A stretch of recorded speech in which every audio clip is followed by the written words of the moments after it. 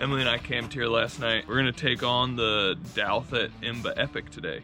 Douthat State Park was established in 1936 and is on the National Register for Historic Places due to its role that it played in the development of state parks nationwide. Located just north of Clifton Forge off of I-64, it sits about an hour 15 drive from Roanoke. We are here for a small chunk of the 43 plus miles of hiking, biking, and equestrian trail that the park has to offer. There's also a 50-acre lake with a beachside, there's cabin rentals, multiple campgrounds throughout the park, and 4 miles of fishing streams. Of those 43 plus miles of trail, we are gonna tackle an 18.6 mile loop that is classified as an IMBA Epic. The loop is about 90% single track and boasts about 3,500 feet of climbing, so it's not gonna be a cakewalk. While there are a bunch of trails in the valley, which is where we're standing now, most of the gems are hidden up high on the mountaintops. Think skiing, and that's kind of what we're getting into today. I have spoken with Mike Scales of the Blue Ridge Off-Road Cyclists, and he assures me that the trails are running prime right now. During the summer, there can be quite a bit of overgrowth, and also those pesky leaves in the trees block a lot of the views off the ridgeline trails. So with that said, fall, winter, and spring offer the best views. However, the trade-off is those pesky leaves are now on the ground, hiding all the rocks here at Douthat State Park, which there is no shortage of. It should be noted that if you're coming in for just a day, there is a $5 entry fee. That $5 goes towards maintaining these great facilities and the trails in the park. Both Emily and I have a Process 153, which is 160 millimeters front and rear. It could prove to be a bit too much for today, so we'll update on this post-ride, tell you whether or not you need all this travel. So, some things to know before we get going. This loop is 18.6 miles with 3,500 feet of climbing. It's not gonna be easy, and therefore, you should pack food and water accordingly. I'm thinking this is gonna take somewhere between 3 and 4 hours. If you're not so nimble on the rocks, maybe you want to give yourself a little bit extra time. There are a lot of stream crossings on this route, so you could also bring a filter. While you don't have service on this route, it isn't as backcountry as some other routes in this area. The main park road bisects the loop, so you could stash a bottle or food, give yourself a little care package about halfway through before you do the big climb up Stony Run.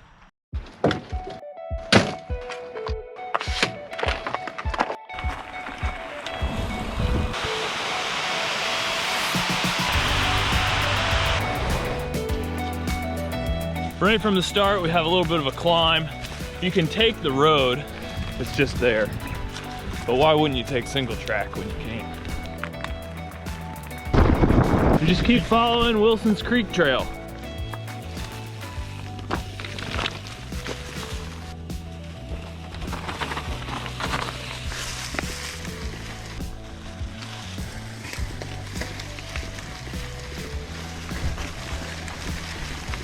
I think the pavement climb's a bit more mellow.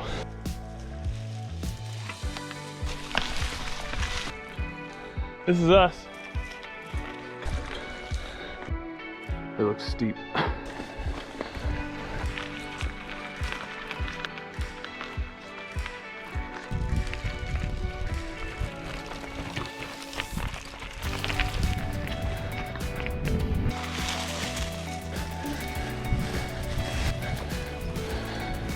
We're up here now. We've done some climbing.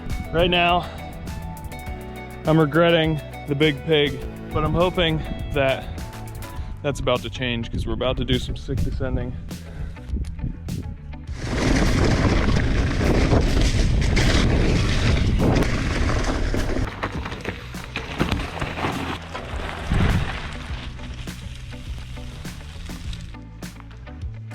Here we're on Mountaintop. This is where Mountaintop becomes Brushy Hollow, and we're just gonna keep on going. I think we have a little bit of a climb here, and then it's all downhill to the road. Okay. Onward.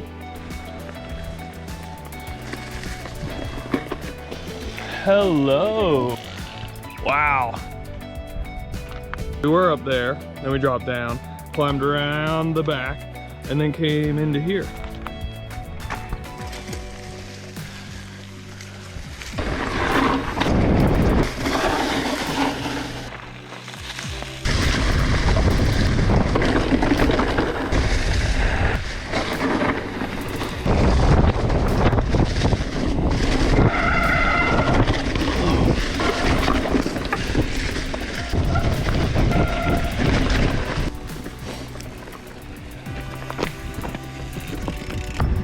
Whoa!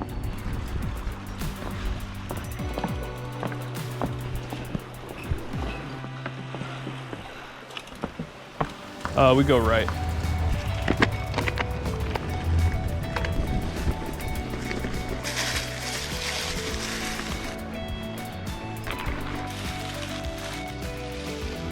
Four miles up to Middle Mountain. Once we get up on the ridge, we're done climbing. The rest of the day? Yeah.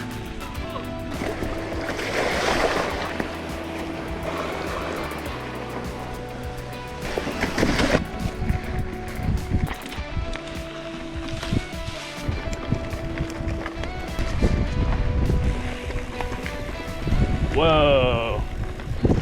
You can see so much more than you could.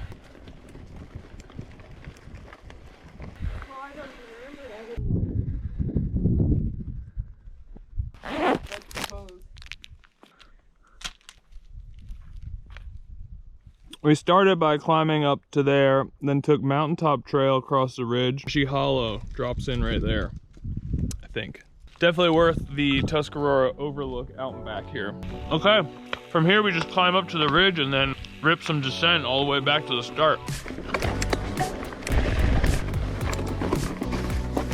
This is what I call half track.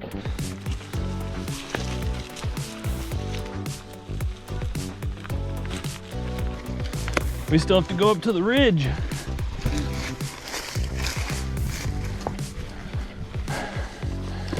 Okay, if you don't do the Tuscarora Overlook, you come from there. Otherwise, you do the Overlook, come up this way.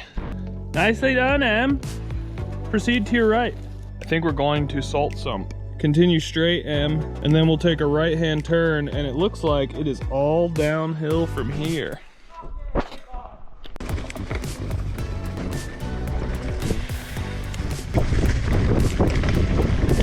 Ouch!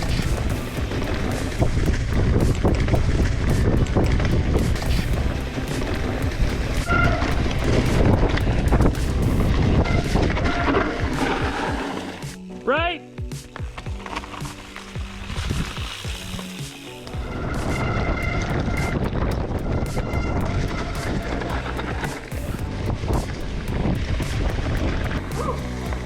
Woo!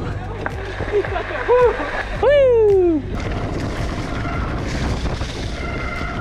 Slowing! Laurel View Trail. And left here. Unless you need a rest from all that descending, we're in the home stretch.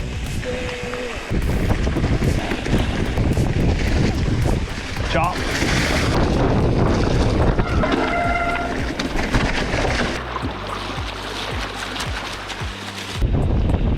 There's the dam.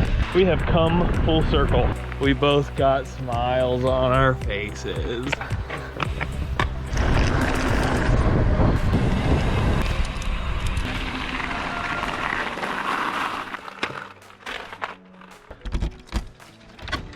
Hello, come on out here, mister. Okay, quick recap. One thing that really struck me was how well maintained these trails are.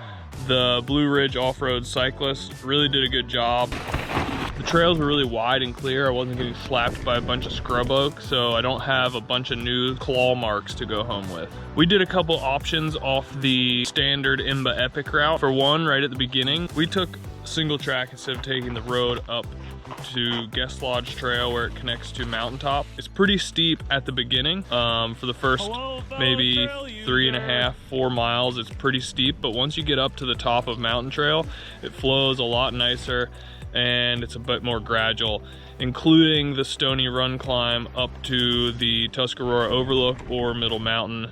That was really gradual, but it does drag on, so be prepared. Lots of stream crossings, nothing super deep, but you may want to consider that if you're riding out here during the winter. If you're riding out here during the summer, that could be a good thing if you're running low on water and need to filter. I am overall happy with my choice in the process, though I do think that you could easily get by with a 100 mil or 120 XC bike. The process was a bit of a bear to lug up some of these climbs, but at the same time, having a bunch of extra braking power was nice, just because there's a couple sneaky little hairpins, especially on Brushy Hollow.